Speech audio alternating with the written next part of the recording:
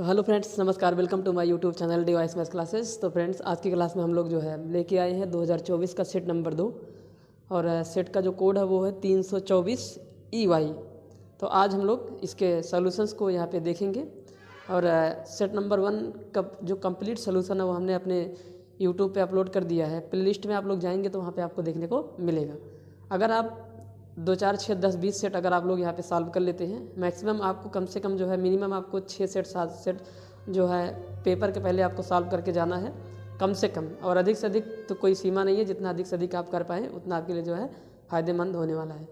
तो देखिए, अगर आप लोग पूरा एक सेट या पूरा सेट सॉल्व करते हैं तो आपको वहाँ पे जो है हर एक चैप्टर के क्वेश्चंस देखने को मिलते हैं, जिससे आपका जो भूला हुआ कंसेप्ट है वो भी याद आ जाता है। अगर आप क्वेश्चंस को नहीं लगा पाते हैं तो आप अपने नोट्स को मोबाइल से सर्च करते हैं, यानी कि आप कहीं ना कहीं उस क्वेश्चंस को लगाने का पूरा प्रयास करते हैं, अगर एक सीरियस स्टूडेंट हैं तो। नहीं तो फिर अगर कोई आप सीरियस स्टूडेंट हैं नहीं तो आप वैसे भी सॉल्व नहीं करेंगे। तो इसी वजह से जो है आपको जब आपका पेपर करीब आता है तो आपको अनसाल पेपर सॉल्व करने की बहुत ही सख्त ज़रूरत होती है। तो आपको ये चीज़ करना चाहिए। तो चलिए, आज हम लोग अपनी क्लास में जो है सेट नंबर 2 को यहाँ पे देखते हैं। आप सभी को पता है कि इस सेट में जो है टोटल 9 क्वेश्चन है और मतलब इंटरमीडिएट की जो बोर्ड परीक्षा होती है उसमें शायद मैथ में जो है 9 क्वेश्चन आते ही हैं, और शायद इसमें भी 9 क्वेश्चन है। एक बार देख लेते हैं। और आपको पता है कि जो है यहाँ पे जो है, हाँ, यहाँ पे भी आपके 9 क्वेश्चन है। तो लगभग 9 क्वेश्चन आपके पेपर में देखने को मिलेगा। 7, 8, 9 ये 3 क्वेश्चन ऐसे होते हैं जिनमें आपको केवल एक क्वेश्चन करने होते हैं, और ये तीनों 8 नंबर के क्वेश्चन होते हैं। कभी कभी क्या होता है कि ये जो 8 नंबर वाले क्वेश्चन हैं उनमें एक क्वेश्चन ना देके 2 क्वेश्चन करवाता है, और फिर वो उनका जो मार्क्स है वो डिवाइड कर देता है क्वेश्चन नंबर। जैसे मान लीजिए क्वेश्चन नंबर 7 में आठवां करके रहता ही है, आपको पता ही है। तो कभी कभी एक क्वेश्चन ना करके जो है उसमें 2 क्वेश्चन करना होता है और वो 4-4 नंबर के हो जाते हैं। तो चलिए फिलहाल स्टार्ट करते हैं पहले क्वेश्चन को। और पहले क्वेश्चन में हमसे कह रहा है कि आपको पता है कि ऑब्जेक्टिव टाइप के क्वेश्चन है। इसमें बोला है हमसे if A is a square matrix, यदि ए एक स्क्वायर मैट्रिक्स है and A square is equal to A है जो ए स्क्वायर है वो ए के बराबर है, देन ए प्लस आई का whole cube minus 7i will be. तो यहाँ पे एक मैट्रिक्स ए दिया गया है जो कि एक स्क्वायर मैट्रिक्स है, जैसा कि यहाँ पे लिखा गया है। गिवन दैट जो ए है वो एक स्क्वायर मैट्रिक्स है, और जो ये है ये भी दिया गया है कि जो ए स्क्वायर है वो ए के बराबर है। स्क्वायर मैट्रिक्स उसे कहते हैं जिसमें रो और कॉलम दोनों इक्वल होते हैं, यानी कि जितना रो होगा उतना ही कॉलम होगा। और यहाँ पे जो आई आपको देखने को मिल रहा है, जिसकी वैल्यू हमें निकालनी है ए प्लस आई का होल क्यूब माइनस में 7a, ये किसके इक्वल होगा। तो जो आई होता है हमारा वो एक आइडेंटिटी मैट्रिक्स होता है, और आइडेंटिटी मैट्रिक्स की जो दुनिया में उसको 1 के बराबर समझा जाता है। तो समझ लीजिए जैसे रियल नंबर में 1 होता है, 1 से किसी चीज़ को मल्टीप्लाई कराते हैं तो वही नंबर आ जाता है, वैसे आइडेंटिटी में अगर किसी चीज़ से मल्टीप्लाई कराओगे, डिवाइड कराओगे तो हमें घूम के वही चीज़ मिलती है। तो ध्यान में रखना इस चीज़ को। तो चलिए इसको शुरू करते हैं, कैसे लगाते हैं ध्यान से देखिए यहाँ पे। तो इन जो गिवन चीज़ें हैं इन्हीं की हेल्प से इसको हम लोग यहाँ पे लगाने वाले हैं। तो यहाँ पे आप लोग को दिखाई दे रहा होगा आराम, मतलब कि यहाँ पे ए प्लस आई का होल क्यूब है, इसको ओपन कर लेंगे। और आप सभी को फार्मूला पता है, ए प्लस बी का होल क्यूब होता है ए क्यूब प्लस में B cube plus 3ab bracket में ए प्लस बी। तो यहाँ पे हमें उसको खोलने की ज़रूरत होगी। चलिए, तो ये बन जाएगा हमारा, यहाँ पे ए प्लस बी का होल क्यूब लगाएंगे तो आ जाएगा ए क्यूब प्लस बी यानी कि आई का क्यूब प्लस में 3ab, 3 इंटू ए की जगह ए है और बी की जगह कितना है, आई है, और ब्रैकेट में होता है ए प्लस बी यानी कि यहाँ पे आई आ जाएगा, और माइनस में हमारा कितना हो जाएगा, यहाँ पे 7a हो जाएगा। तो इतना आपको समझ में आ रहा है। अब यहाँ पे हम लोग क्या करने वाले हैं, यहाँ पे मल्टीप्लाई करा लेंगे। तो यहाँ पे आ जाएगा ए क्यूब प्लस में आई क्यूब एक आइडेंटिटी मैट्रिक्स है, उसका कितनी बार मल्टीप्लाई कराओगे, आई ही आएगा, और प्लस में यहाँ आ जाएगा 3a, और यहाँ पे देखिए आई है तो आई से मल्टीप्लाई करा लीजिए, या 3a इंटू आई 3a के ही बराबर होगा।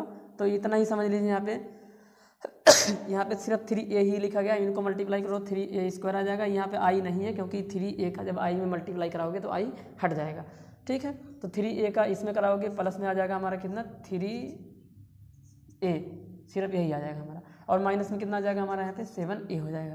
तो चलिए ए क्यूब को हम लोग लिख सकते हैं ए स्क्वायर इंटू में ए, और प्लस में यहाँ कितना हो गया आई, प्लस में 3a स्क्वायर को हम लोग क्या लिख सकते हैं, ए लिख सकते हैं, प्लस में 3a आ जाएगा यहाँ पे, और माइनस में 7a आ जाएगा।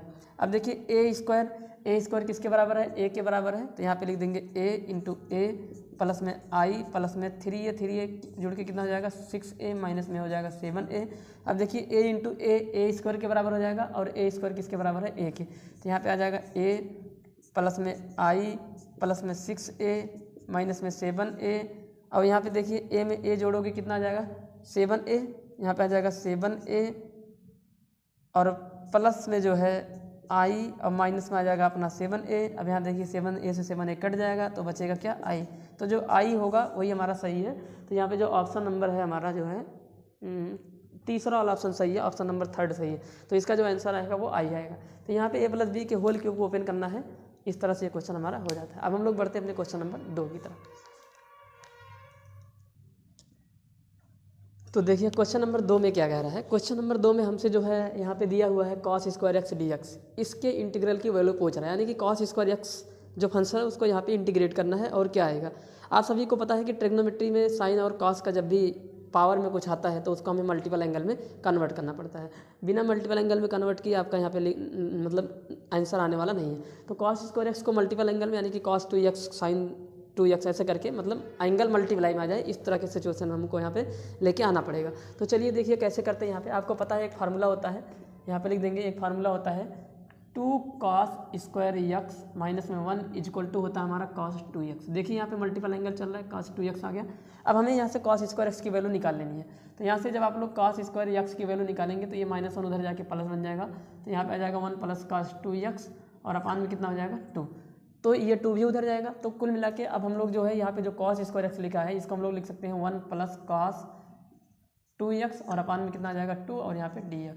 अब यहाँ पे 1/2 सबसे बाहर हो जाएगा, यहाँ पे ऐसे कर सकते हैं इसको ऐसे लिख दीजिए, यहाँ पे जो है 1/2 हो गया, प्लस ऐसे कर सकते हैं और यहाँ पे cos 2x और अपान में 2 और यहाँ पे हो जाएगा हमारा dx। अब क्या करेंगे, अलग अलग इंटीग्रेशन कर देंगे, तो 1/2 dx plus integration cos 2x और अपान में 2 dx। अब आपको पता है कि 1/2 का जो 1/2 को बाहर कर लो या फिर 1/2 का x के रिस्पेक्ट में जो इंटीग्रेशन होगा वो 1/2x हो जाएगा या x/2 भी कह सकते हो, और प्लस यहाँ पे 1/2 बाहर हो जाएगा और cos 2x का जो इंटीग्रेशन होता है वो sin 2x होगा और 2 डिवाइड में आता है, तो यहाँ पे हो जाएगा 1/2 और इंटू में sin 2x और अपान में कितना आ जाएगा यहाँ पे 2 आ जाएगा और प्लस में कितना होता है यहाँ पे c। तो अगले स्टेप में क्या हो जाएगा यहाँ पे 1/2x प्लस 1/4 हो जाएगा और यहाँ पे आ जाएगा sin 2x और प्लस में c। इसी चीज़ को ऐसे भी लिख सकते हो, कैसे लिख देंगे यहाँ पे 1/4 sin मतलब sin 2x/4 ऑप्शन के हिसाब से यहाँ पे जो है अपना देख लेना। तो यहाँ पे ठीक है ऐसे ही आ रहा है, तो जो है इसको आगे पीछे करके लिख दिया गया, तो आगे पीछे हम भी कर लेते हैं। यहाँ पे 1/4 और यहाँ पे आ जाएगा sin 2x, ठीक 2 दूनी 4 यही हुआ ना, और प्लस में 1/2x हो गया और प्लस में कितना आ जाएगा c। तो ये हमारा आंसर हो जाएगा। तो यहाँ पे ये ऑप्शन नंबर जो है वो ऑप्शन नंबर हमारा सही है, कौन सा, पहला वाला सही है। इसको जो है x इंटू में चाहे यहाँ रखो चाहे यहाँ पे x/2 कर लो, कोई दिक्कत वाली बात नहीं है। यहाँ पे x/2 भी लिख सकते हो, 1/2x भी कर सकते हो या x/2 भी कर सकते हो। तो आपको ध्यान रहे कि जब भी आपको साइन कॉस में पावर में कुछ आ जाता है तो आपको वहाँ पे मल्टीपल एंगल में कन्वर्ट करके फिर जाके इंटीग्रेशन करना होगा, नहीं तो आप इंटीग्रेशन नहीं कर पाएंगे। ठीक है, तो हम लोग बढ़ते हैं अपने क्वेश्चन नंबर जो है इसी पहले के ही थर्ड पार्ट पे बढ़ते हैं, जिसमें एक वेक्टर का क्वेश्चन है और हमको दिया गया है यहाँ पे जगह यहीं पे कर लेते हैं। तो इसमें कह रहा है कि फाइंड द वैल्यू ऑफ, यानी कि इसकी वैल्यू क्या होगी, इसकी वैल्यू निकालनी है। तो सी वाला पार्ट करते हैं, ये रहा मतलब हमारा ये बी पार्ट था। अब हम लोग यहाँ पे सी पार्ट को करते हैं। तो जो सी पार्ट है उसमें हमसे एक वेक्टर का क्वेश्चन पूछ लिया है। इसमें कह रहा है कि माइनस में आई कैप इंटू आई कैप प्लस में जे कैप इंटू में जे कैप और माइनस में के कैप इंटू में के कैप, इसकी वैल्यू हमें निकालनी है। आप सभी को पता है कि डॉट प्रोडक्ट है आई कैप जो होता है वो 1 के बराबर होता है, आई कैप इंटू आई कैप, जे कैप इंटू जे कैप 1 के बराबर होगा, के कैप इंटू के कैप 1 के बराबर होता है। क्यों, रीजन भी बता देते हैं आपको, क्योंकि जो आई कैप और आई कैप है वो सेम वेक्टर है और सेम वेक्टर के बीच जो हमारा एंगल बनता है वो 0 डिग्री बनता है और डॉट प्रोडक्ट में कॉस आता है और cos 0 का मान कितना होता है 1 होता है। तो इन सब सारी जानकारी के साथ इस क्वेश्चन को लगा लेंगे। उम्मीद करता हूँ कि आपको कंसेप्ट पता होगा। तो माइनस यहाँ पे लिखा है और आई इंटू आई कैप 1 के बराबर होगा, आगे माइनस लगा तो ये बन जाएगा -1 प्लस जे इंटू जे 1 के बराबर हो जाएगा और के इंटू के 1 के बराबर हो जाएगा, आगे माइनस लगा तो ये 1 बन जाएगा। तो -1 प्लस 1 कट गया तो बचा कितना -1, तो -1 इसका क्या हो जाएगा हमारा आंसर होने वाला है। याद रहे आई कैप यहाँ पे लिख देते हैं, जो आई कैप होगा इंटू में जो आई कैप होगा वो 1 के बराबर होगा, जे कैप किसके बराबर होगा 1 के बराबर होगा, के कैप इंटू के कैप 1 के बराबर होगा, पर आई वेक्टर आई कैप क्रॉस वेक्टर आई कैप ये 0 के बराबर होता है। वैसे जे कैप क्रॉस जे कैप ये किसके बराबर होगा 0 के बराबर होगा, के कैप वेक्टर के कैप का जो क्रॉस होगा वो भी 0 के बराबर। तो क्रॉस 0 के बराबर होता है सेम वेक्टर का, और जो डॉट आएगा वो हमारा 1 के बराबर होता है। ये बात आपको ध्यान में रखना है। क्यों होता है ऐसा, क्योंकि सेम वेक्टर के बीच जो एंगल बनता है वो 0 डिग्री होता है, और क्योंकि डॉट वाले में cos थीटा आता है इसलिए cos 0 का मान 1 होता है, और क्रॉस वाले में sin थीटा आता है और sin थीटा का मान कितना होता है, sin 0 का मान कितना होगा 0 होगा। तो इसी वजह से यहाँ पे 0 आता है और यहाँ पे कितना आता है 1 आता है। अब हम लोग बढ़ते हैं अपने नेक्स्ट क्वेश्चन पे, यानी कि पहले के ही चौथे पार्ट में, जिसमें हमसे जो है एक डिफरेंशियल इक्वेशन दिया गया है और उस डिफरेंशियल इक्वेशन का हमें पूछा है डिग्री। तो इसको आप लोग नोट कर लीजिए, फिर हम लोग आगे बढ़ते हैं।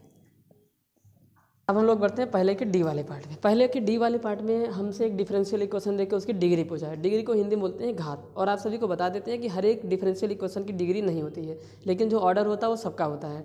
डिग्री उसी डिफरेंशियल इक्वेशन की होगी जिसका जो एक लीनियर पॉलिनोमियल डिफरेंशियल इक्वेशन होगा। तो पॉलिनोमियल डिफरेंशियल इक्वेशन ये है हमारा यहाँ पे, जिसमें जो हमारा dy/dx होगा वो एक होल नंबर के पावर में होता है, तो वही हमारा होता है पॉलिनोमियल डिफरेंशियल इक्वेशन। अगर नहीं होता तो उसको हम लोग बनाने की कोशिश करते हैं, अगर बन जाता तो है पॉलिनोमियल डिफरेंशियल इक्वेशन, अगर नहीं बनता तो नहीं है। ठीक है, तो इसकी डिग्री यहाँ पे डिफाइन हो सकती है क्योंकि ये एक पॉलिनोमियल डिफरेंशियल इक्वेशन है। और आप सभी को पता है कि डिग्री क्या होता है, डिग्री जो होता है वो हाईएस्ट डेरिवेटिव की जो पावर होती है वही हमारी डिग्री होती है। तो सबसे अधिक बार डिफरेंशिएशन कहाँ हुआ है, देखिए यहाँ पे 1 बार हुआ है, यहाँ पे 2 बार हुआ है, इसी की जो पावर होगी वो हमारी डिग्री हो जाएगी। तो देखिए इसकी पावर कितनी है 3, तो जो डिग्री निकल के आएगी हमारी कितनी आएगी 3, तो 3 हमारा क्या हो जाएगा यहाँ पे आंसर होने वाला है। ठीक है, अब हम लोग बढ़ते हैं अपने क्वेश्चन नंबर पहले के ही ई पार्ट पे, और जिसमें हमसे कहा गया है एक फंक्शन दिया गया है, और फंक्शन दिया गया है मतलब ये पहले का जो ई पार्ट है उसमें एक हमें फंक्शन दिया गया है ए से बी तक, एक फंक्शन है जो सेट ए से बी तक यहाँ पे डिफाइन किया गया है, यही लिखा ना, एक फंक्शन है और जिसमें ए जो है वो सेट हमारा दिया गया है ए बी और सी, और जो बी वाला सेट है उसके अंदर हमारे एलिमेंट हमारे हैं कौन से, बी के अंदर जो एलिमेंट है वो 2 3 4 है, कितना है 2 है 3 है और कितना है 4। तो यहाँ पे कौन सा है जो ए से बी तक फंक्शन डिफाइन किया गया है, तो पहले ऑप्शन में आप लोग देखेंगे तो A2 A3 दिया है, यानी कि ए का एक इमेज 2 भी है, ए का एक इमेज 3 भी है। आपको पता है कि फंक्शन में सेट ए के प्रत्येक एलिमेंट का केवल और केवल एक इमेज होता है, पहले ऑप्शन में ए के 2 इमेज, इसलिए ये फंक्शन नहीं है। दूसरा ऑप्शन देखिए, दूसरे ऑप्शन में कह रहा है कि A3 और ए का 2, इसमें भी ए के 2 इमेज है, इसलिए ये भी फंक्शन नहीं है। तीसरे वाले ऑप्शन में देखिए तो ए का 3 है, बी का 2 है और सी का 3 है, यानी कि यहाँ पे ए बी सी जो कि सेट ए का एक एलिमेंट है उन सब के अलग अलग यहाँ पे इमेज है, और एक ही इमेज है, एक ही इमेज बनना भी चाहिए अलग अलग जरूरी नहीं है, लेकिन एक इमेज होना चाहिए। ठीक है, अब दूसरा जो चौथा वाला है उसमें देखिए ए के इमेज 2 है, बी का इमेज 4 है, फिर बी का इमेज 3 है, यानी कि बी के यहाँ पे 2 इमेज निकल गए जो कि फंक्शन की डेफिनेशन नहीं होती है। तो इसी वजह से जो हमारे 3 ऑप्शन पहला दूसरा और चौथा कट जाता है, तो जो आंसर होगा वो हमारा तीसरा होने वाला है।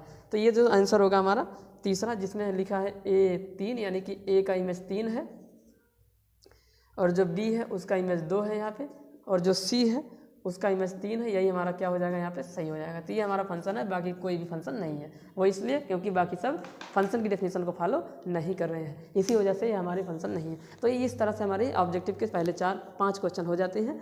अब हम लोग बढ़ते हैं अपने क्वेश्चन नंबर दूसरे की तरफ, जो कि 1-1 नंबर के क्वेश्चन है और ये सब्जेक्टिव क्वेश्चन, इनको हमें लगाना पड़ेगा। तो चलिए इसको आप लोग जो है नोट कर लीजिएगा। अब हम लोग बढ़ते हैं अपने क्वेश्चन नंबर दूसरे के पहले क्वेश्चन की तरफ। चलिए देखिए क्वेश्चन नंबर 2 का पहला क्वेश्चन, जिसमें हमसे कह रहा है कि tan inverse √3 minus sec inverse minus में 2, इसकी वैल्यू हमें निकालनी है। तो आप सभी को पता है कि ये जो क्वेश्चन है वो इनवर्स ट्रिग्नोमेट्रिक फंक्शन से है, और आपको पता है कि जो इनवर्स ट्रिग्नोमेट्रिक फंक्शन है उनमें इस तरह के क्वेश्चन आपको आप तभी सॉल्व कर पाएंगे जब आपको इसके रेंज के बारे में पता होगा और इसकी जो डोमेन है उसके बारे में आपको पता होगा। तो आपको उम्मीद करता हूँ कि याद होगा कि जो tan इनवर्स की जो हमारी यहाँ पे रेंज है वो कितनी है, माइनस है। tan इनवर्स की जो रेंज है वो हमारी है ओपन इंटरवल में होती है -π/2 से लेकर +π/2 के बीच में, ठीक है। तो ये सारी चीज़ें जो है कहीं ना कहीं आपको याद होनी चाहिए। और जो सेक इनवर्स होती है उसकी जो रेंज होती है वो 0 से π ओपन इंटरवल में होती है। तो इसी रेंज के अंदर अगर कोई वैल्यू आती है तो tan इनवर्स से tan और सेक इनवर्स से सेक हमारा क्या हो जाएगा, कैंसिल हो जाएगा। तो चलिए इस क्वेश्चन को यहाँ पे लगाते हैं। तो ठीक है, यहाँ पे लिख देंगे tan इनवर्स।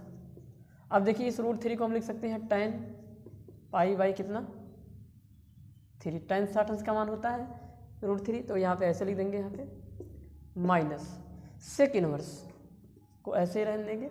और इस -2 को हम लोग क्या लिख सकते हैं, तो पहले तो ये पता करिए कि सेक कितने का मान 2 होता है, माइनस भूल जाइए अभी।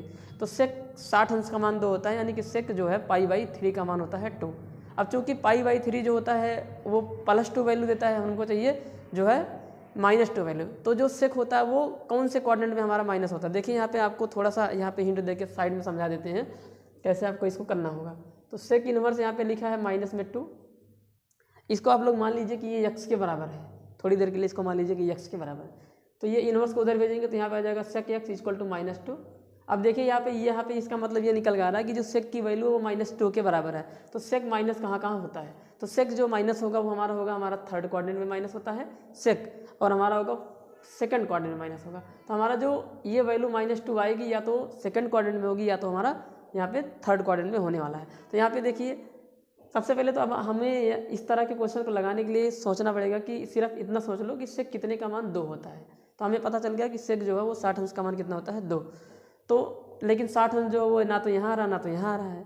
अब हमें अपना क्वाड्रेंट क्या करना पड़ेगा, चेंज करना पड़ेगा। तो चेंज करने के लिए क्या करते हैं, अब देखिए 2 चीज़ यहाँ पे ध्यान में रखनी होगी कि जो सेक इनवर्स है उसकी जो रेंज है, सेक इनवर्स फंक्शन की जो रेंज है, सेक इनवर्स x की जो रेंज है वो निकल के आई है हमारी 0 से π, और इंटरवल कौन सा, ओपन इंटरवल होगा। तो ये हमारा 0 होता है, ये हमारा π होता है, ये यानी कि हमारा आंसर या तो फर्स्ट क्वाड्रेंट में होगा या तो हमारा सेकंड में होने वाला, थर्ड हमारा आंसर नहीं होने वाला है।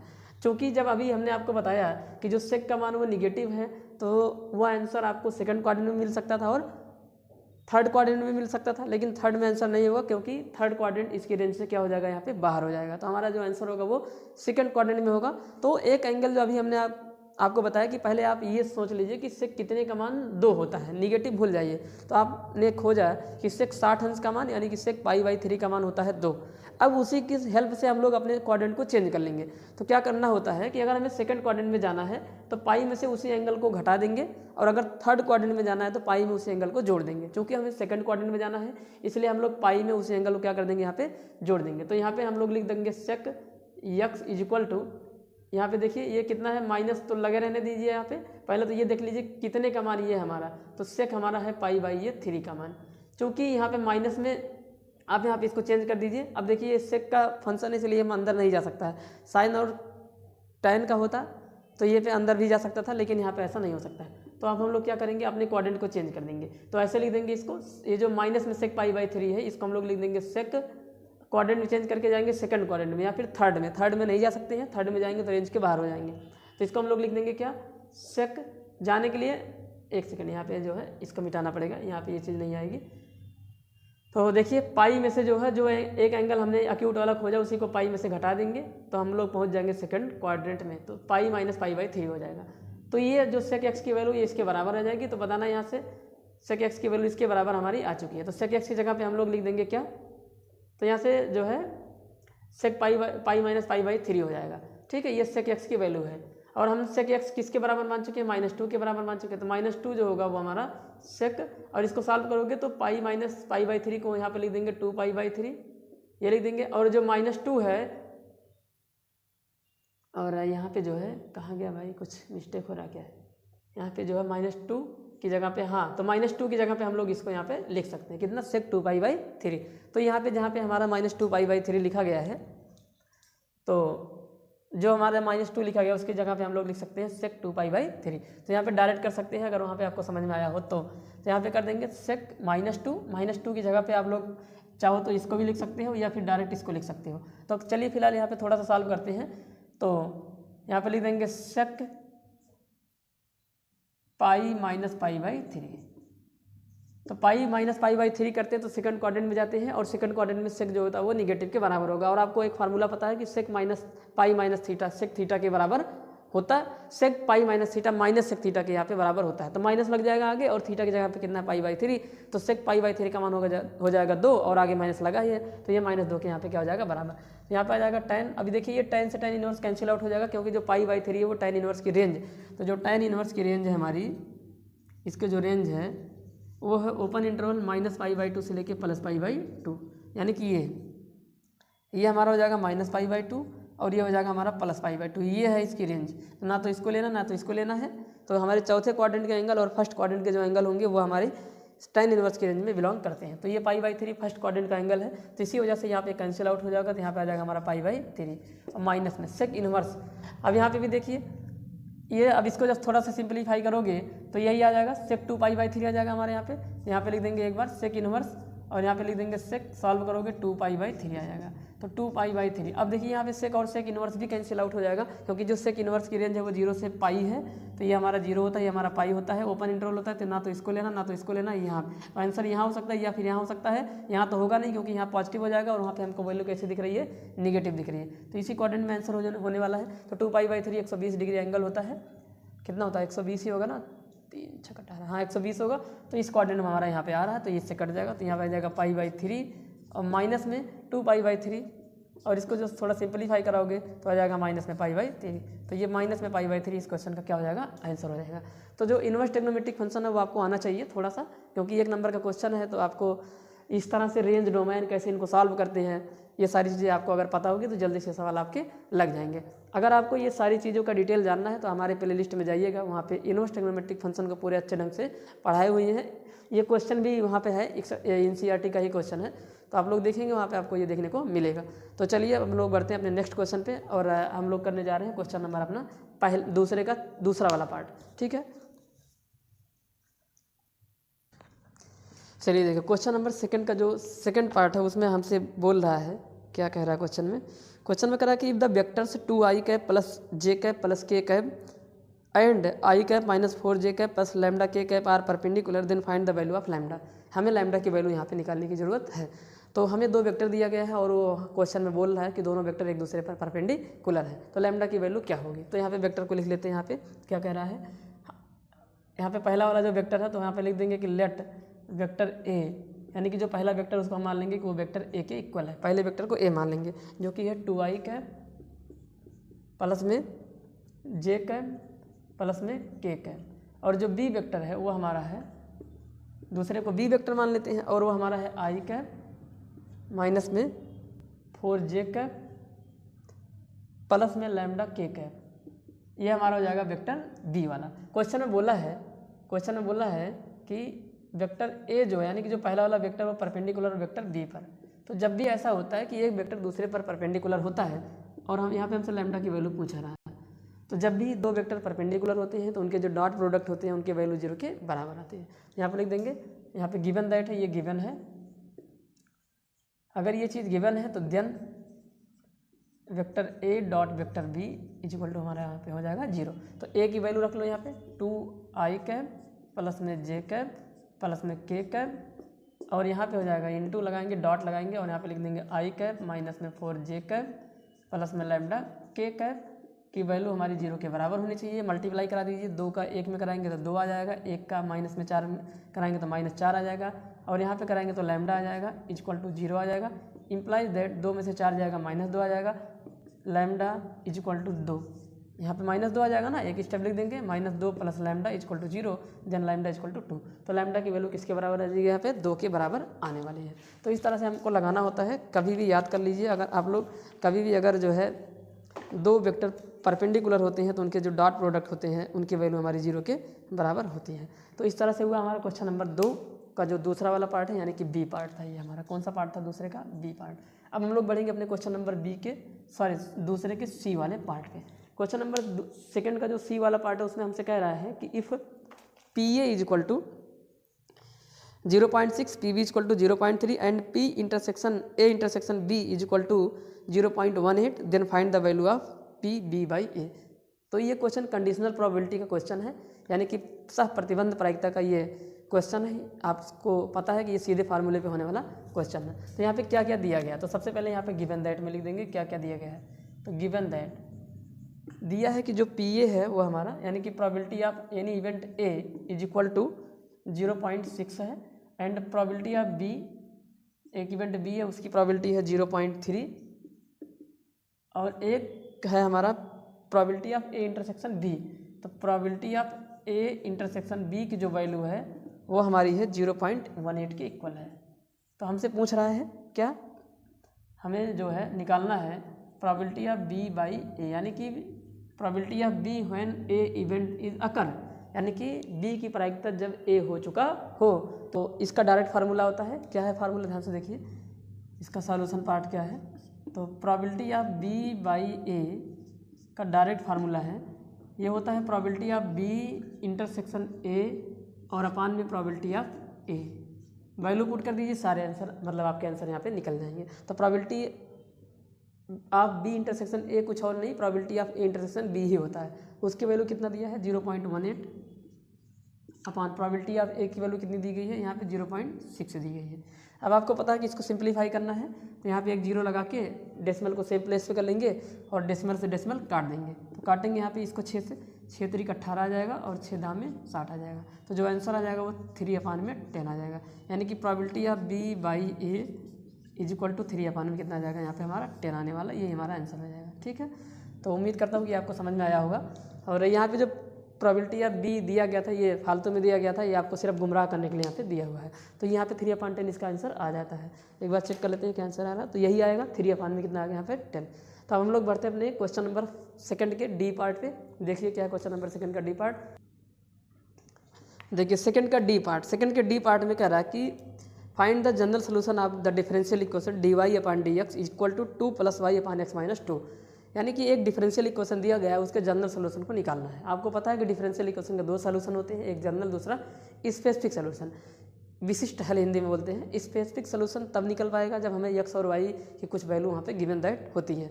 ऐसा यहाँ पे है नहीं, जनरल सोल्यूशन हमसे पूछा गया है। तो यहाँ पे देखिए हमारा जो differential equation dy upon dx बराबर 2 + y अपान में x माइनस 2 दिया गया है और इसका हमें निकालना है जनरल सोल्यूशन।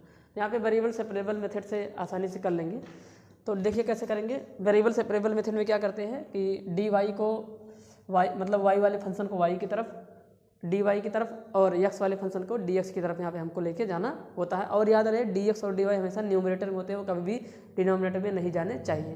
तो चलिए, तो इस चीज़ को उठा के यहाँ ले जाएंगे, उसको उठा के वहाँ ले जाएंगे। तो dy और अपान में कितना हो जाएगा 2 + y is equal to dx और अपान में कितना हो जाएगा x माइनस 2, ये हो जाएगा हमारा। तो यही हमें, अब हम क्या करेंगे, दोनों तरफ इंटीग्रेशन कर देंगे। तो now integrating both side, now integrating on both side, दोनों साइड हमें इंटीग्रेशन करना है। देखिए कैसे करेंगे, इंटीग्रेशन 1 अपान 2 + y और यहाँ पे लिख देंगे dx नहीं सॉरी, यहाँ पे क्या हो जाएगा dy is equal to integration 1 upon x minus 2 dx। और आप सभी को पता होना चाहिए कि ये जो इंटीग्रेशन है वो लॉग होगा। जब भी 1 अपान लीनियर करके आता है तो वो लॉग होता है। तो यहाँ पे बन जाएगा लॉग हो जाएगा 2 + y और यहाँ पे जो y का कोफिशिएंट होगा उसी से डिवाइड करेंगे। अब यहाँ पे 1 है तो 1 से डिवाइड करने का कोई मतलब है नहीं, तो बराबर में इधर आ जाएगा log x माइनस 2। वैसे इधर भी x के कोफिशिएंट से डिवाइड करेंगे, x का कोफिशिएंट 1 है, यहाँ पे भी डिवाइड करने की जरूरत नहीं है। और प्लस में क्या हो जाएगा, अब देखिए ये भी लॉग में, ये भी लॉग में, तो हम अपने कांस्टेंट को भी लॉग में लेंगे, थोड़ा सिंप्लीफाई करने में आसानी रहेगा। यहाँ पे आ जाएगा हमारा log c। अब इसको इधर लेके आएंगे, यहाँ पे इम्प्लाइज दैट की साइन लगा लेंगे। अब जो है क्या करेंगे, यहाँ पे जो है थोड़ा सिंप्लीफाई कर लेंगे और सिंप्लीफाई इस तरह से कर देंगे, इसको इधर लेके आएंगे तो यहाँ पे बन जाएगा log 2 + y minus log x minus 2 is equal to log c हमारा हो जाएगा। ठीक है, अब log m minus log n बराबर होता है log m अपान n, आपको पता है। तो यह हो जाएगा log m अपान n, m की जगह पे है 2 + y और अपान n की जगह पे है x माइनस 2 और बराबर में यहाँ पे log c। अब दोनों जगह से log को कंपेयर कर लेंगे तो log हट जाएगा। तो 2 + y अपान में x minus 2 is equal to c। इसको थोड़ा सिंप्लीफाई करना चाहो तो कर सकते हो, वरना ये आपका क्या हो जाएगा आंसर, क्योंकि ये यहाँ पे आपका जो है वो 1 नंबर का सवाल है जिसको बहुत ज़्यादा लंबा नहीं करेंगे। एक बार देख लेते हैं क्या दे रहा है, अगर आगे कुछ और होगा तो सिंप्लीफाई कर लेंगे, नहीं तो जो है यही आंसर को छोड़ देंगे। तो ये है पहले का, दूसरे का जो है वो डी वाला पार्ट। तो y+2 बराबर cx-2 दे रहा है आंसर। तो ठीक है, यहाँ पे जो है एक स्टेप और यहाँ पे हम लोग बढ़ा सकते हैं। तो 2 + y बराबर क्रॉस मल्टीप्लाई करा लेंगे, cx-2 हो जाएगा। तो इस तरह से इसको हम लोग को लगाना होता है वेरिएबल सेपरेबल मेथड से। तो उम्मीद करता हूँ कि आपको समझ में आया होगा। अब हम लोग बढ़ते हैं अपने क्वेश्चन नंबर पहले के ही लास्ट वाले पार्ट पे, और वो हमारा होगा ई पार्ट। ठीक है, तो देखिए क्वेश्चन नंबर दूसरे का जो है वो ई पार्ट है। कौन सा पार्ट है दूसरे का? ई, यानी कि लास्ट पार्ट है इस क्वेश्चन का। और इसमें हमसे 2 मैट्रिक्स यहाँ पे हमको दिए गए हैं। एक मैट्रिक्स है x + y = दिस एंड दूसरा है x - y = दिस। तो हमसे यहाँ पे x और y की वैल्यू पूछ रहा है। तो देखिए क्या करते हैं, सिंपल है, आप सभी को पता है कि 2 मैट्रिक्स तभी जुड़ पाते हैं जब उनके जो ऑर्डर होंगे वो सेम होंगे, और करस्पॉन्डिंग एलिमेंट को यहाँ पे जोड़ लेते हैं, या फिर क्या कर सकते हैं, घटा लेते हैं। अगर जोड़ना है तो जोड़ देंगे, घटाना है तो घटा देंगे। यहाँ पे हमको 2 मैट्रिक्स दिए गए हैं, तो आपको क्या करना है, यहाँ पे x और y की वैल्यू निकालनी है। तो आपने क्लास 10th में जो है एलिमिनेशन मेथड पढ़ा है, हिंदी में बोलते हैं विलोपन विधि, जिसमें जोड़ने पर और घटाने पर लिखते हैं। सेम प्रोसेस यहाँ पे भी करेंगे, बस वहाँ पे नंबर होते हैं और यहाँ पे हमें मैट्रिक्स दिए हुए हैं। तो यहाँ पे हमें मैट्रिक्स का कैलकुलेशन करना है। तो देखिए कैसे करते हैं। तो हम दोनों ही क्वेश्चन को जो है यहाँ पे लिख लेते हैं। तो x + y = जो है x + y हमारा कितना दिया है मैट्रिक्स में 7 0 4 5, और जो हमारा यही क्वेश्चन नंबर हमारा फर्स्ट हो जाएगा। और हमारा x - y जो है वो दिया है माइनस में 3 0 0, -3, यही है ना। एक बार चेक कर लेते हैं, यही है। अब हमें क्या करना है, यहाँ पे जोड़ देना, क्योंकि दोनों कोएफिशिएंट बराबर हैं तो चाहे जोड़ेंगे चाहे घटाएंगे। जोड़ना आसान रहता है क्योंकि जोड़ने में साइन चेंज नहीं करते हैं। तो यहाँ पे +x है तो प्लस ही रहेगा, -y तो माइनस रहेगा, और ये प्लस है तो ये भी प्लस रहेगा। तो चलिए यहाँ पे देखिए ये इससे कट जाएगा, तो x में x जोड़ देंगे, कितना आ जाएगा 2x। और इनको सिंप्लीफाई करते हैं, यहाँ पे 2 मैट्रिक्स है, दोनों को जोड़ने का रूल क्या है, करस्पॉन्डिंग एलिमेंट को जोड़ते हैं। यानी कि अगर पहले वाले मैट्रिक्स का A11 लिए हैं तो दूसरे वाले का भी A11 लेना पड़ेगा। वैसे A12 का A12 में, तो 7 को -3 में जोड़ोगे तो कितना आ जाएगा, यहाँ पे 7 - 3 आ जाएगा। आगे इसको जोड़ देंगे किसमें, इसमें, तो 0 + 0 आ जाएगा। और उसके बाद ये 4 को जोड़ देंगे 0 में, तो 4 + 0 आ जाएगा। उसके बाद 5 को जोड़ देंगे -3 में, 5 - 3 आएगा। देखो जोड़ना है, क्योंकि माइनस लगने की वजह से यहाँ बीच में क्या लग जाता है, माइनस। बाकी करना तो ऐड है, लेकिन जब ऐड करना है और दूसरा वाली क्वांटिटी निगेटिव है तो उस प्लस को क्या कर देगी, वो निगेटिव कर देगी। तो यहाँ से बताना 2x किसके बराबर होगा, तो आप लोग बोलेंगे 7 में से 3 जाएगा, यहाँ पे 4 आ जाएगा, 0 आ जाएगा, यहाँ पे 4 हो गया, और यहाँ पे कितना आ जाएगा 2। ये 2x की वैल्यू है, तो इम्प्लाइज दैट यहाँ से x बराबर क्या आ जाएगा, तो ये 2 से डिवाइड हो जाएगा। तो 2 से डिवाइड कर दीजिए यहाँ पे, तो इसको लिख देंगे 1/2 4 0 4 2। अब यहाँ से बताइए आप लोग जो है, यहाँ से x की वैल्यू क्या होगी, इम्प्लाइज दैट x = ये 1/2 अंदर जाके मल्टीप्लाई करता है, क्योंकि जो हमारा मैट्रिक्स होता है उसमें डिवाइड नहीं होता है, इसलिए 1/2 से मल्टीप्लाई कराएंगे। तो 1/2 से इसमें कराओगे तो कितना बन जाएगा, यहाँ पे 2, और यहाँ पे 0 आ जाएगा, और यहाँ पे 2 बन जाएगा, और यहाँ पे कितना हो जाएगा हमारा, यहाँ पे हो जाएगा 1। तो ये हमारी x की वैल्यू आ जाएगी। अब इस x की वैल्यू को हम लोग जो है यहाँ पे उठा के एक क्वेश्चन नंबर फर्स्ट में रख देंगे, तो हमें एक क्वेश्चन नंबर सब हमें y की वैल्यू मिल जाएगी। तो यहाँ पे लिख देंगे now put the value of x in equation number first. तो इक्वेशन नंबर फर्स्ट में हम अपने वैल्यू को यहाँ पे पुट कर देंगे।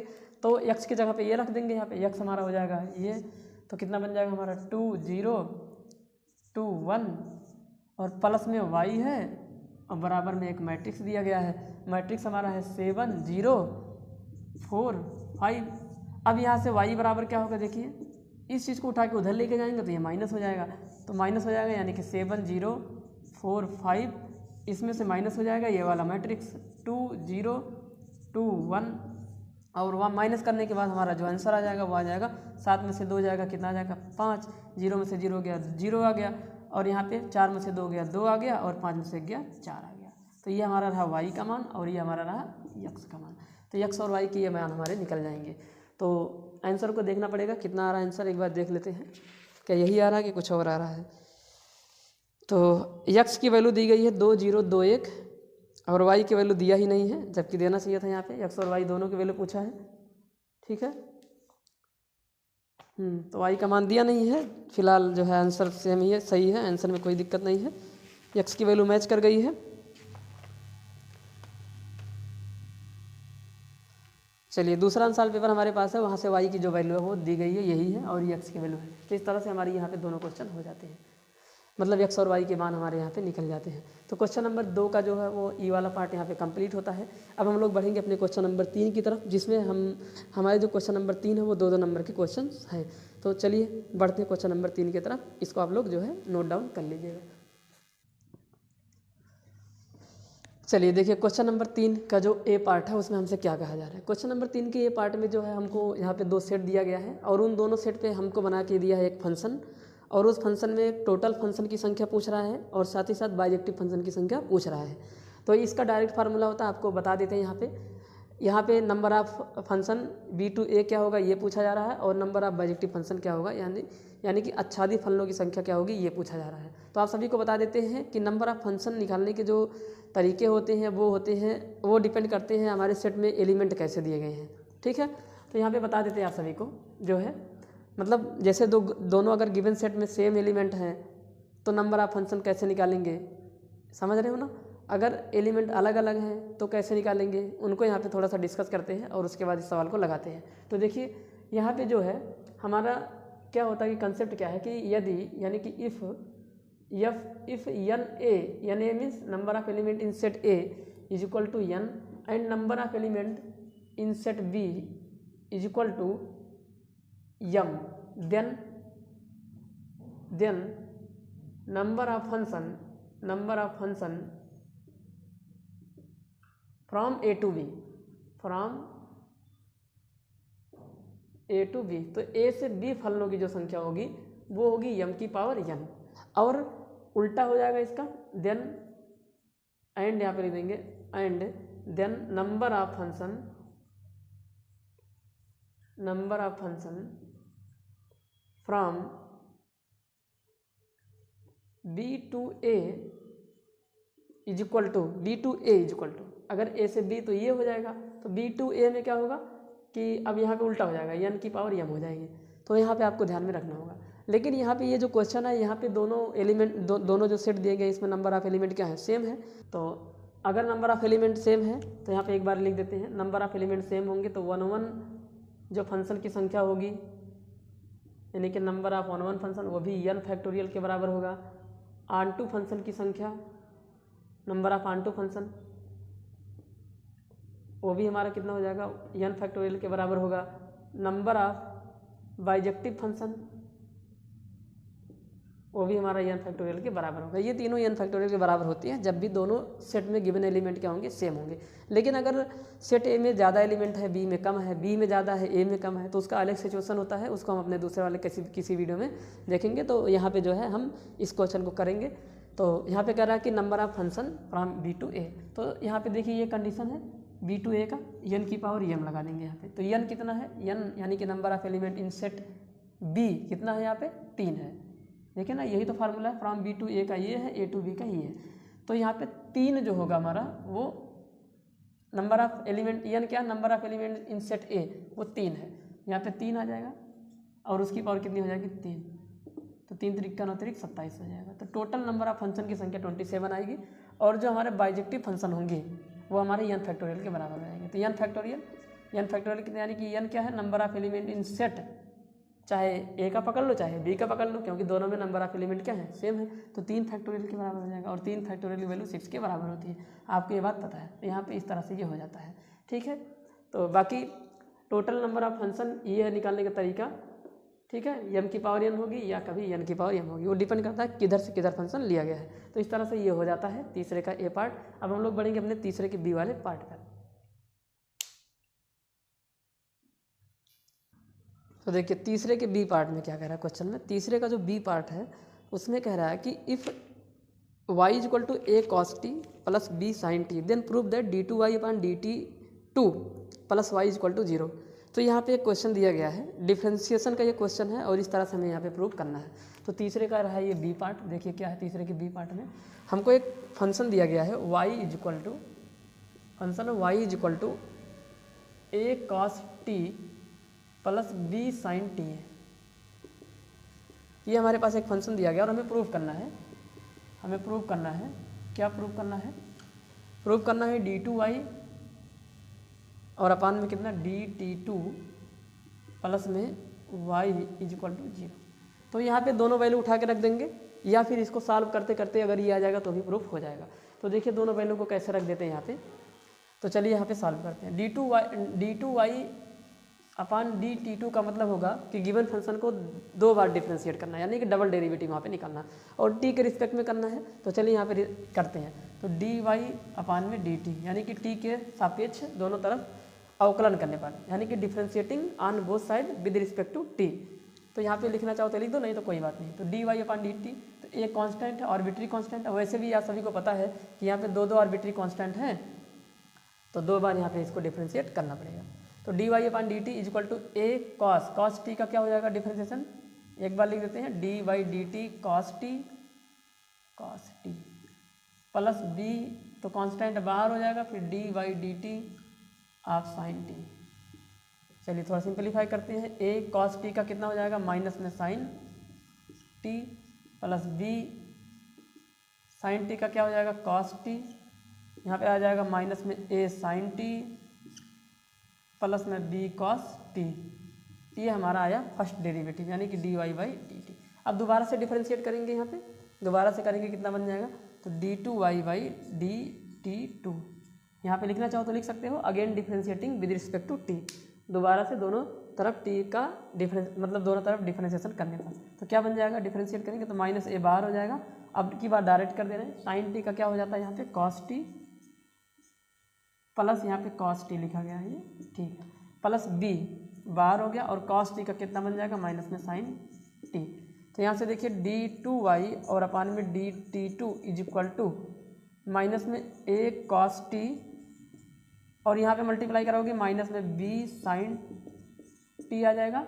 और थोड़ा सा ध्यान से देखिए यहाँ पे आप लोग, माइनस कॉमन हो जाएगा, यहाँ से क्या हो जाएगा माइनस कॉमन। यहाँ पे बचा d2y और अपान में कितना dt2 बराबर माइनस कॉमन लेंगे तो आ जाएगा a cos t plus b sin t आ जाएगा। और ये a cos t plus b sin t किसके बराबर है, देखिए यहाँ से ये y के बराबर है। तो इस पूरे की जगह क्या रख देंगे y, तो यहाँ से हो जाएगा d2y अपान में dt2 और इक्वल टू माइनस में y, ये y हो जाएगा पूरा। अब इसको इधर लेके आएंगे तो यहाँ से हो जाएगा d2y अपान में dt2 प्लस में y इज इक्वल टू 0। यही हमें क्या करना था, प्रूफ करना था। तो हेंस प्रूफ हो जाएगा ये हमारा, यहाँ पे हमारा ये प्रूफ हो चुका है। इस तरह से हमको लगाना था, ठीक है। ये t है, कितना है ये t, इसको सही से लिख देते हैं थोड़ा।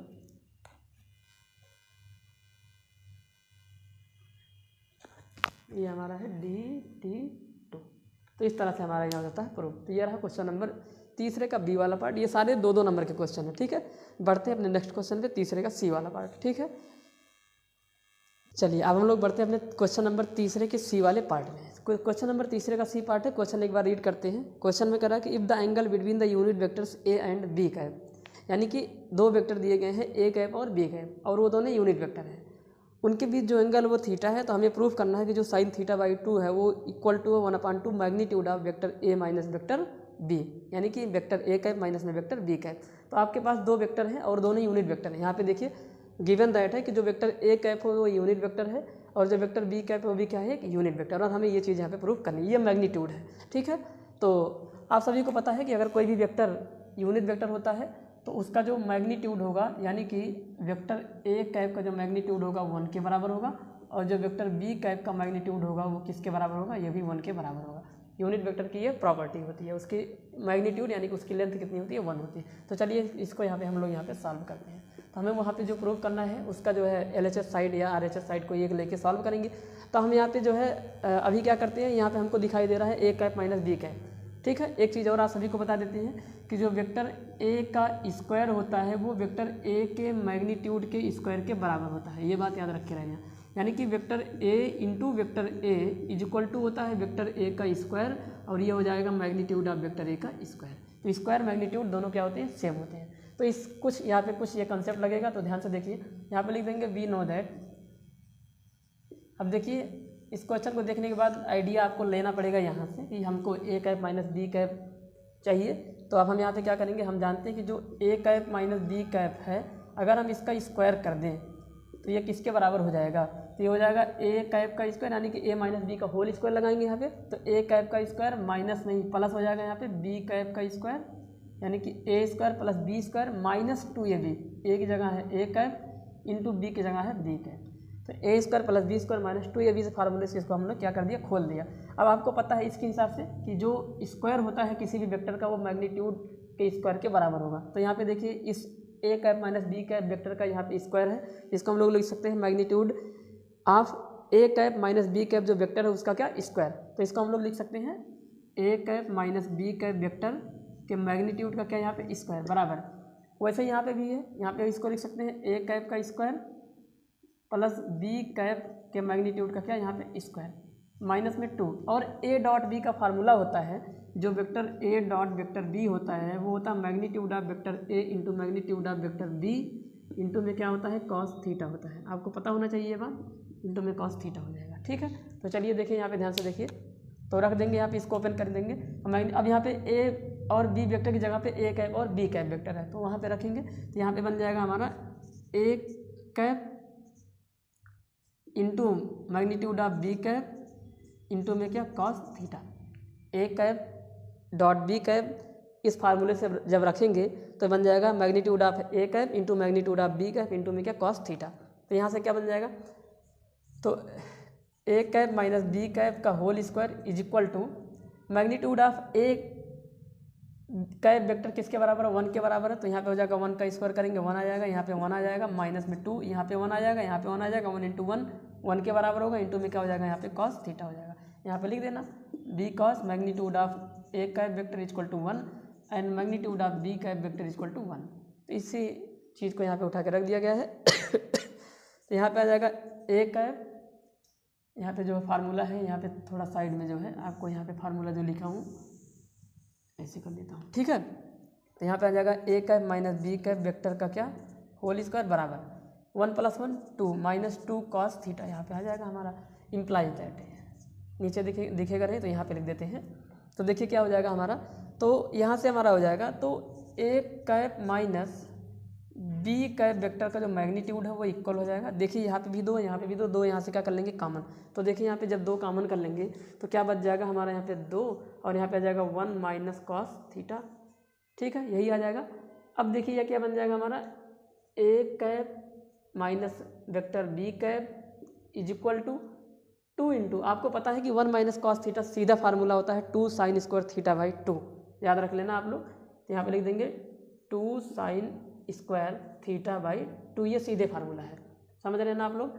तो यहाँ पे इंटू की साइन है, तो यहाँ पे सॉल्व करते हैं इम्प्लाइज दैट, तो यहाँ पे आ जाएगा magnitude of vector A cap minus vector B cap is equal to 2 2 जा 4, तो 4 यहाँ पे हो जाएगा और साइन स्क्वायर थीटा बाई 2 आ जाएगा। और यहाँ पे स्क्वायर लगा था, स्क्वायर लगाना यहाँ पे भूल जा रहे हैं, यहाँ पे स्क्वायर लगा हुआ है तो यहाँ पे भी क्या लगा है स्क्वायर, तो 2 साइन स्क्वायर थीटा और बाई में कितना आ जाएगा 2 आ जाएगा, ठीक है 2 नहीं 4 कितना हो जाएगा यहाँ पे 4 साइन स्क्वायर थीटा बाई 2। अब यहाँ से क्या करेंगे इस 4 को जो है या यहाँ पे क्या कर देंगे, यहाँ पे अपने इस स्क्वायर को हटाएंगे तो यहाँ पे आ जाएगा A cap minus B cap, ठीक, और इसका क्या मैग्नीट्यूड भाई स्क्वायर हटा लेंगे, तो स्क्वायर हटाते तो इधर का स्क्वायर रूट निकालेंगे तो 4 का स्क्वायर हो जाएगा, स्क्वायर रूट हो जाएगा 2 और यहाँ पे आ जाएगा साइन थीटा बाई 2।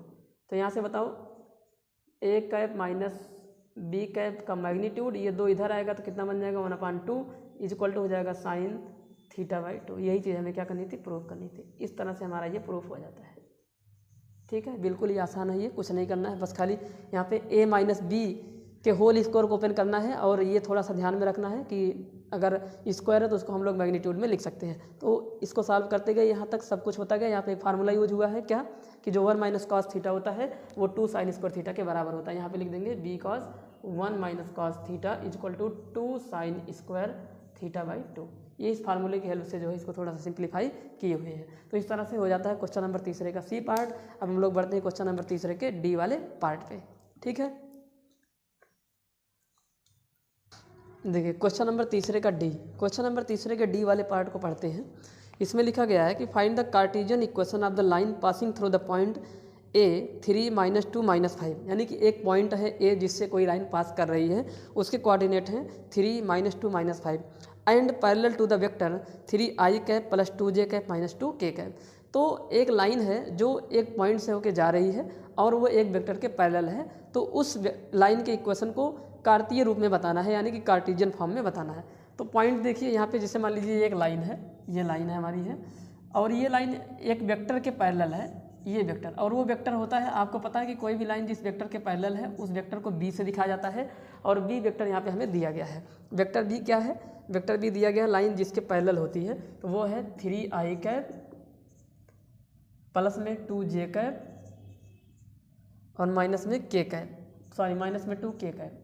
तो ये लाइन हमारी है और ये लाइन इस वेक्टर बी के पैरेलल होती है, ठीक है, इसी वेक्टर के ये पैरेलल है, और इस लाइन पर स्थित एक पॉइंट है ए, और इसके जो कोऑर्डिनेट हैं वो दिए गए हैं हमारे। तो जो ए के कोऑर्डिनेट हैं वो हमारे हैं 3 कामा माइनस में 2 कामा माइनस में 5। तो हमें इस लाइन की इक्वेशन निकालनी है। तो आप सभी को बता देते हैं कि कोई भी लाइन जिस वेक्टर के पैरेलल होती है उस वेक्टर के डी जो होते हैं वो ए बी सी होते हैं। तो यहाँ पे अगर मैं देखूँ तो ये लाइन वेक्टर यहाँ पे लिखेंगे because line is parallel to vector B, और बी वेक्टर हमारा क्या है 3i cap plus 2j cap और माइनस में 2k कैप। इस वेक्टर के पैरेलल हमारी ये लाइन हो जाएगी। तो इसके जो डी होंगे, then D of vector B is equal to 3, जिसमें डी होते हैं हमारे ए बी सी होते हैं, तो ए की वैल्यू 3 है और बी की वैल्यू कितनी हो जाएगी 2 हो जाएगी, और सी की वैल्यू कितनी हो जाएगी माइनस में 2 हो जाएगी। और जो पॉइंट दिए गए हैं वो हमारे ये हैं। तो हम जानते हैं कि equation of line in Cartesian form में होता है x माइनस x1 अपान में a equal to y minus y1 upon में b equal to z minus z1 upon में c। तो यहाँ पे हमें पता है, then equation of line in 3D में रेखा का जो समीकरण होगा, और इन 3D ना लिख के हम लोग लिख देंगे इन कार्टेशियन फॉर्म, इन कार्टेशियन फॉर्म। तो कार्टेशियन फॉर्म में जो इक्वेशन ऑफ लाइन होती है वो क्या होती है, यहाँ पे लिखते हैं, वो हो जाएगी हमारी क्या x माइनस x1 अपान में a is equal to y minus y1 upon में b is equal to z minus z1 upon में c। अब हम अपनी सारी वैल्यू को उठा के यहीं पे रख देंगे तो हमारा काम बन जाएगा। यहाँ पे x1 y1 z1 क्या है, लाइन जिस पॉइंट से होके जाएगी उसके कोऑर्डिनेट, तो x1 y1 और z1, तो यहाँ पे रख देंगे यहाँ पे। तो इक्वेशन ऑफ लाइन क्या होगी, ऊपर सॉल्व कर लेते हैं। इक्वेशन ऑफ लाइन, रेखा का समीकरण, ये हमारा फार्मूला है, इसी फार्मूले में हमें रखना होता है। चलिए रखेंगे यहाँ पे, x माइनस x1 3 हो जाएगा अपान में a, लाइन किससे होके जा रही है, उसका जो लाइन जिस वेक्टर के पैरेलल उसका डी पहला वाला 3 है, बराबर y माइनस y1 2 है अपान में b 2 है, बराबर z माइनस z1, माइनस लगाएंगे क्योंकि ऑलरेडी माइनस में है वो, तो यहाँ पे प्लस हो जाएगा। कितना हो जाएगा हमारा यहाँ पे 5 हो जाएगा, और अपान में z माइनस z1 ना, z1 की वैल्यू कितने के बराबर है -5, तो ऑलरेडी माइनस है और एक फार्मूले का माइनस प्लस बन जाएगा, अपान में c किसके बराबर माइनस में 2 के बराबर। तो यही हमारी हो जाएगी इक्वेशन ऑफ लाइन। तो इस तरह से हमें करना होता है, ये है कार्टेशियन फॉर्म, ठीक है। कार्टेशियन फॉर्म में इस तरह से हमें करना होता है। अब वेक्टर फॉर्म में भी यहाँ पे लिख देते हैं फार्मूला। वेक्टर फॉर्म क्या होता है, इक्वेशन ऑफ लाइन, तो ये होता है vector r is equal to A vector plus में लैम्डा टाइम बी वेक्टर, जहाँ पे ए वेक्टर कैसे बनाओगे, लाइन जिस पॉइंट से होके जाएगी उस पॉइंट से वेक्टर ए बनेगा, और लाइन जिस वेक्टर के पैरेलल है वहाँ से वेक्टर बी बन जाएगा। तो कार्टेशियन फॉर्म ये है और वेक्टर फॉर्म ये है, तो हमारा जो आंसर होगा वो ये हो जाएगा, ठीक है। तो इस तरह से हमारे कंप्लीट होते हैं क्वेश्चन नंबर 3 के चारों पार्ट। अब हम लोग बढ़ेंगे अपने नेक्स्ट क्वेश्चन, यानी कि क्वेश्चन नंबर 4 के पहले वाले पार्ट पे। तो इसको आप लोग नोट कर लीजिएगा।